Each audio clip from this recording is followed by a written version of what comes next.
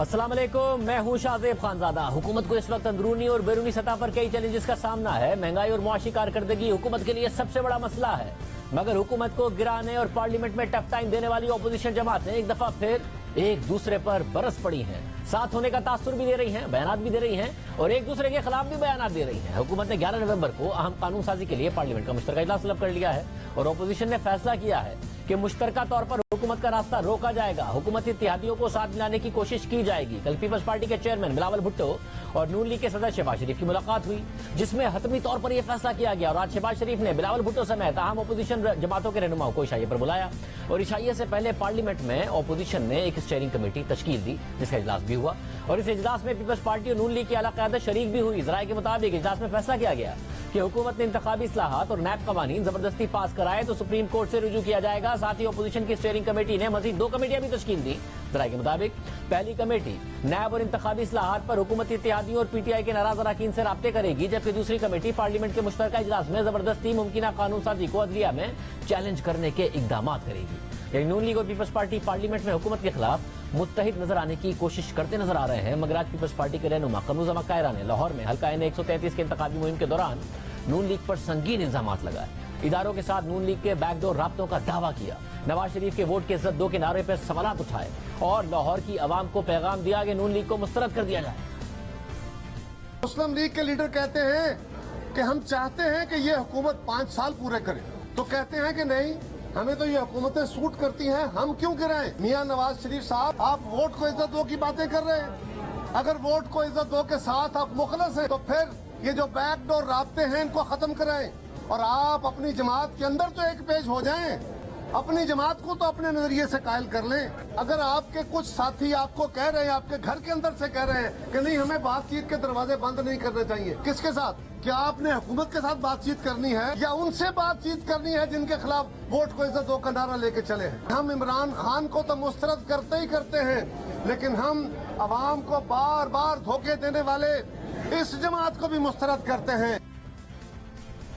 यही नहीं, कमरुज़्ज़मा कायरा ने पीडीएम पर तनकीद की और वाज़ेह किया कि पीपल्स पार्टी के बगैर पीडीएम कुछ भी नहीं, जिस पर पीडीएम के तर्जुमान हाफिज अब्दुल्ला ने सख्त रद्द-ए-अमल देते हुए मौक़िफ़ इख्तियार किया कि पीपल्स पार्टी ने सेनेट में अपोजिशन लीडर के ओहदे के लिए पीडीएम की पीठ में छुरा घोंपा। पीडीएम पर तनकीद करके पीपल्स पार्टी हुकूमत की नहीं अपोजिशन की अपोजिशन कर रही है। पीपल्स पार्टी वापस आना चाहती है तो मौलाना फजलुर रहमान और पीडीएम क़यादत से रुजू करे और मेहरबानी करे कि जिस थाली में खाया उसी में छेद करना मुनासिब नहीं। यानी पार्लियामेंट के अंदर हुकूमत को टफ टाइम देने का दावा करने वाली अपोजिशन पार्लियामेंट के बाहर एक दूसरे को टफ टाइम देने में मसरूफ है, जबकि हुकूमत कई अहम चैलेंजेस होने के बावजूद मुतमईन है कि अपोजिशन उसका कुछ नहीं बिगाड़ सकती।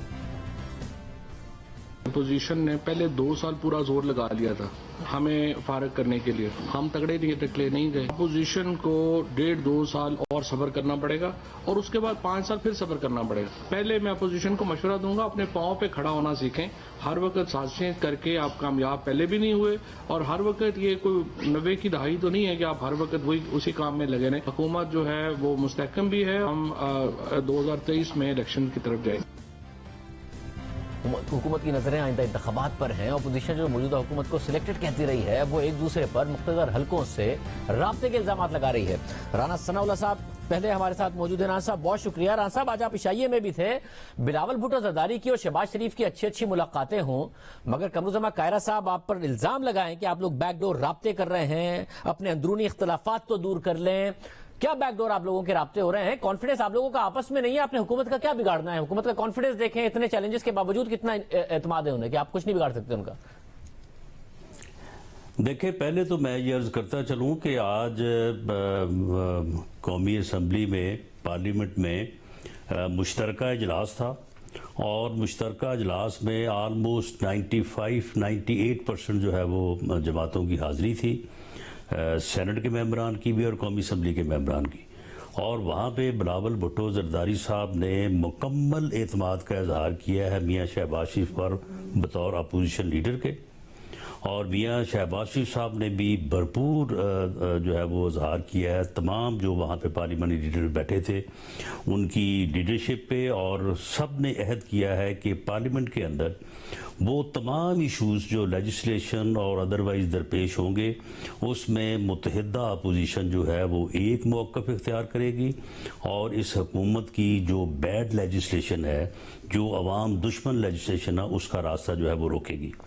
جہاں تک قمر الزمان کائرہ صاحب کی بات ہے تو وہ ایک الیکشن کمپین میں تھے اور وہاں پہ وہ اپنے لوگوں سے یا ایک جلسے سے خطاب کر رہے تھے، تو انتخابی جلسوں میں ایسی ہی باتیں ہوا کرتی ہیں جو انہوں نے باتیں کی ہیں جب ہم کبھی یا ہم میں سے کوئی وہاں پہ انتخابی جلسے میں 133 کے حلقے میں گیا تو ہم بھی ان باتوں کا جو ہے وہ جواب دے دیں گے۔ باقی پھر 5 دسمبر کو الیکشن ہونے ہیں تو معلوم ہو جائے گا کہ وہاں کے عوام جو ہے وہ کائرہ صاحب کی باتوں کو درست سمجھتے ہیں یا ہماری باتوں کو درست سمجھتے ہیں۔ اور راز صاحب، مگر یہ نوبت اب یہاں تک آ گئی ہے نا، جب پی ڈی ایم سے علیحدہ کیا ان جماعتوں کو، شو کاز نوٹسز جاری ہوئے جس زمانے میں کھلے عام تنقید کیا کرتے تھے پاکستان پیپلز پارٹی پر آپ لوگ، مگر اب آپ لوگوں کو احساس ہوا ہے کہ وہ ایک غلطی تھی، اپوزیشن میں درار ڈالی گئی۔ اب اگر پیپلز پارٹی آپ پر تنقید بھی کرے تو آپ جواب نہیں دیتے ہیں، آپ کہتے ہیں کہ جی الیکشن کی سیاست کا مسئلہ ہے، وہیں جا کر جواب دے دیں گے۔ اب آپ لوگ جواب بھی نہیں دیتے ہیں کیونکہ آپ کو پتا ہے کہ پہلے آپ لوگوں نے اتحاد کو نقصان پہنچایا، آپ نہیں پہنچایا۔ نہیں، ہم بالکل جواب دیتے ہیں، ہم بالکل جواب دیتے ہیں، اور جو نوٹسز جاری ہوئے تھے ہم آج بھی کہتے ہیں کہ وہ نوٹسز صحیح جاری ہوئے تھے، اور یوسف رضا گیلانی صاحب جو اپوزیشن لیڈر بنے ہیں سینٹ میں باپ کے ووٹ لے کے، وہ ایک انتہائی غلط عمل تھا، اور وہ عمل ہی جو ہے وہ وجہ بنا پیپلز پارٹی اور اے این پی کے علیحدہ ہونے کا۔